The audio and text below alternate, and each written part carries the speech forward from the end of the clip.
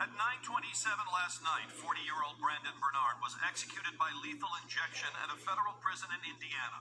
11th-hour attempts for court intervention, including those from criminal justice advocates and celebrities like Kim Kardashian West, were unsuccessful. Bernard was 18 when he took part in a 1999 double murder in Texas. He and 4 other teenagers kidnapped, robbed, and murdered Todd and Stacy Bagley on their way from a Sunday church service in Killeen, Texas.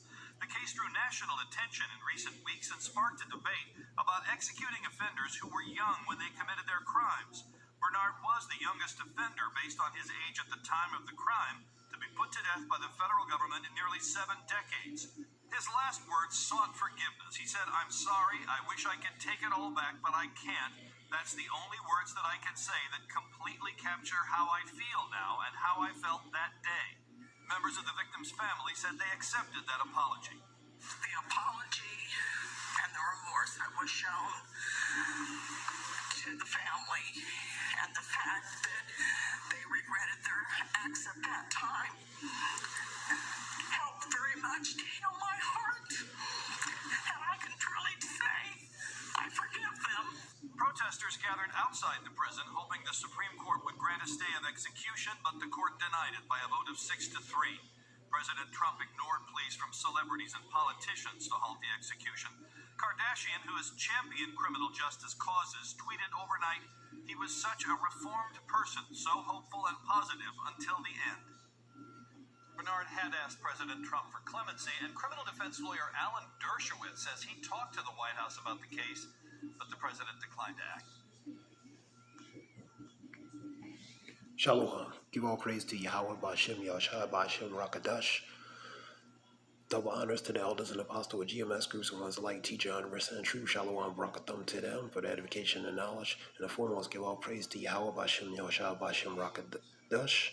Those are relating to a today's show video relating to Brandon Bernard, who was executed for a crime he committed when he's 18 years old, back in the late night, back in 1999. This is Proverbs 22:3. A prudent man foreseeth the evil and hideth himself. So when you see the evil, you're going to hide himself. A wise man is going to hide himself from the evil. But the simple pass on and are punished. That relates to the foolish or they are ones who are not wise, relating to foreseeing certain things because they lack the wisdom to foresee certain things. So they're going to be punished. You know what I mean? In this case, matter of choices. You know. So let's go and continue on. Proverbs 4.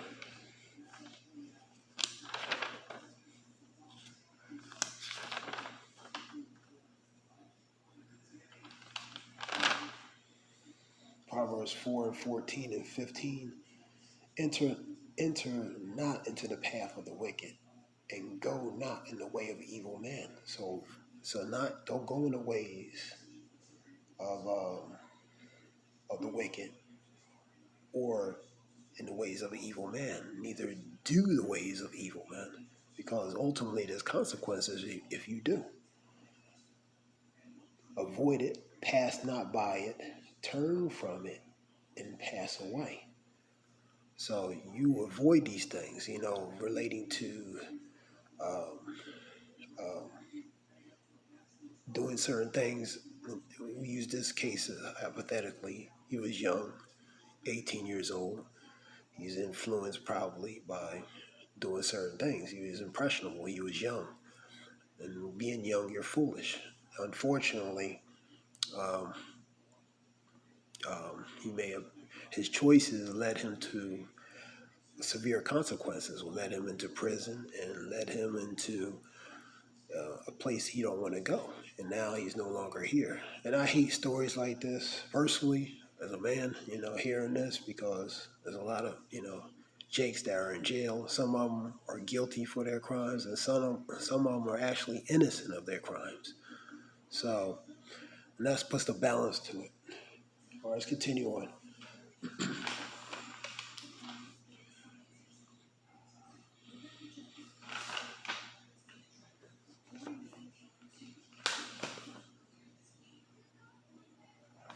Well, the Ecclesiasticus. Ecclesiasticus 27. Ecclesiasticus or Sirach. He that worketh mischief, it shall fall upon him. So that's the consequence. And he shall not know whence it cometh. Let me read the verse before. Number 26. Whosoever diggeth a pit shall fall therein, and he that setteth a trap shall be taken therein. Number 27 makes the point, he that worketh mischief shall fall upon him. So if you're doing things, mischief, things that are wicked, the consequence is going to be a very negative outcome. I want to go to Proverbs. Let's go to Proverbs. What is that? Proverbs 20. Is it 20? Sherlock, let me just look for it.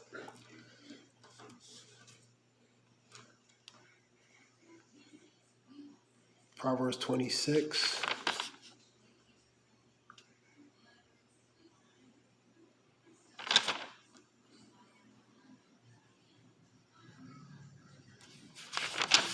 Proverbs 26 and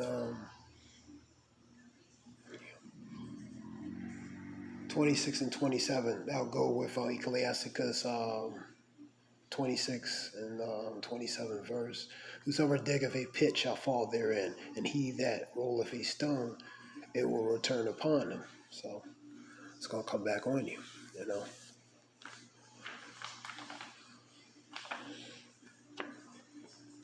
So I'm going to get Matthew 5:25.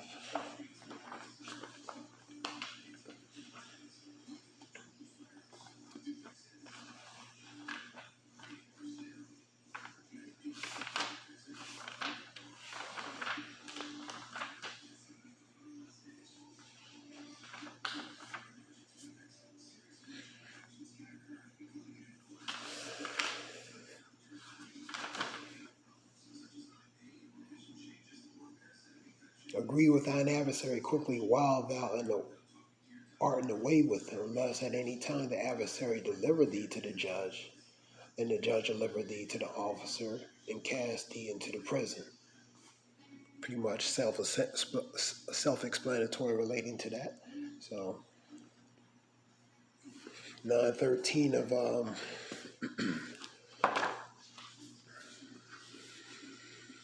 Ecclesiasticus.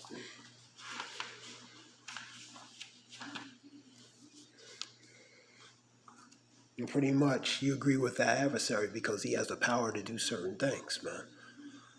So it would be in your best interest to do accordingly.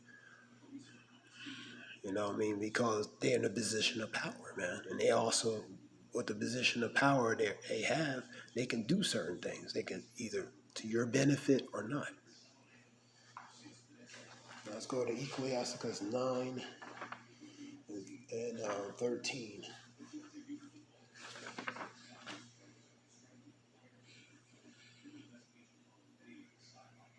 Keep thee far from the man that hath the power to kill, so shalt thou not doubt the fear of death. And if thou come unto him, make no fault, unless he take away thy life presently. Remember that thou goest in the midst of snares, and that thou walkest upon the battlements of the city. So, relating to 5:25, Ecclesiasticus or Sirach 9:13, you agree with thine adversary. Like I said, he has the power and position to do certain things. They can either be to your benefit or not. He even has a position to take you out if he has to, you know.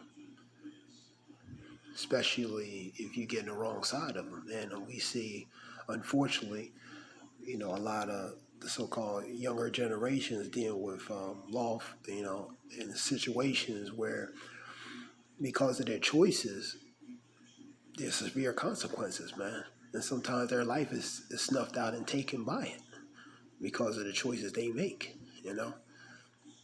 Because they don't use discretion, they don't use prudence, they don't use wisdom and discernment relating to their situation, man. They act on emotion, and emotion and without and impulsive and impulsivity, man, and without thought. Now, in his case, he was young, and he was young. He was in the wrong place, wrong time, with the wrong type of people, man. And unfortunately, um, it put him in a position where he's going to be spent pretty much most of his life in, and ultimately where he's going to lose his life in that place as well.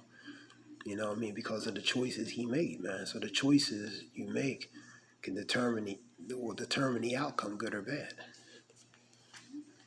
I'm gonna go to let me go to Deuteronomy.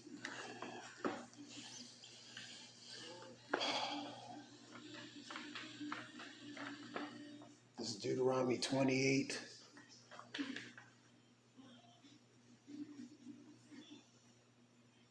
Deuteronomy 28 and 50. A nation of a fierce countenance which shall not regard the person of old, nor shew favor to the young. So that's someone who has no sympathy, whether for the young, for the old, has no sympathy or regard. So that's one who has pretty much the one who's in power. You know what I mean? 28 and 66. And thy life shall hang in doubt before thee, and thou shalt fear day and night, and shall have none assurance of thy day. So pretty much relating to the state of condition you're going to be in, man. You ain't going to know what's going to happen to you from day and night, from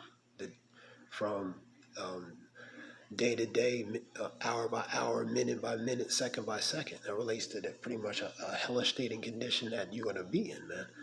You're going to fear for your life. You're going to have doubt. You know, you ain't going to know what's going to happen. That's Deuteronomy 28 and 66. Now, Deuteronomy 28 and 45. Moreover, all these curses shall come upon thee, and shall pursue thee, and overtake thee, until thou be destroyed, because thou hearkenest not into the voice of the Lord thy God, Yahweh, and to keep his commandments and his statutes in which he commanded thee. And that's an important verse, man, because that relates to pretty much why, from a spiritual aspect, why Jake in many cases, go through what they go through. It all started spiritually, and many people don't agree with that, including the majority of our people don't agree with that. They don't even consider that, and that's unfortunate. But the point is, it all started spiritually first, man, because we haven't hearkened heed to the voice of Yahweh Bashim Yoshai, so we have to be punished from a spiritual aspect. That yoke and bondage is on us, man, collectively as a nation. I want to go to our last one. This is Job 4 and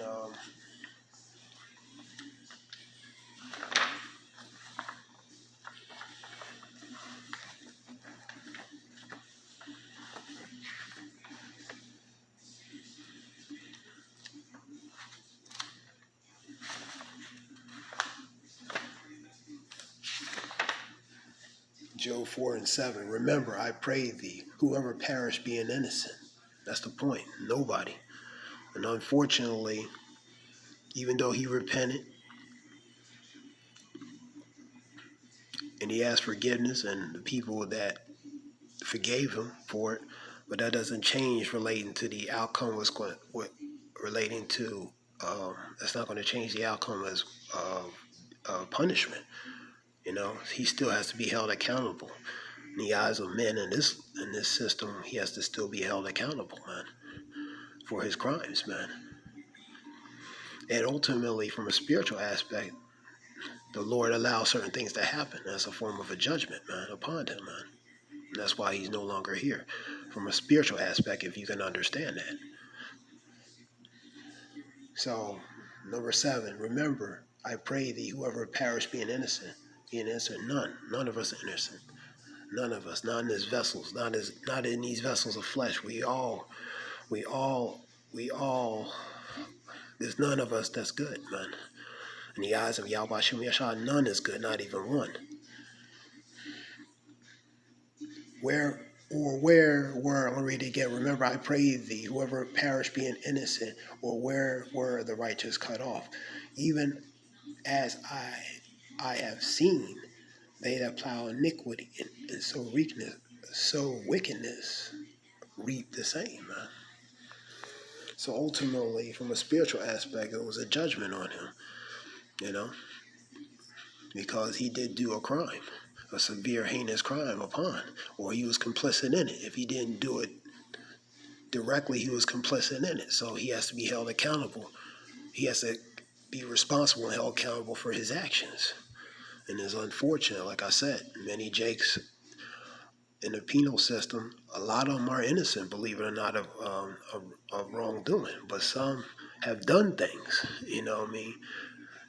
And some have done things and, you know, have done things and some of them need to be in there because they have made the wrong choices, you know what I mean? So there's a balance to that, man.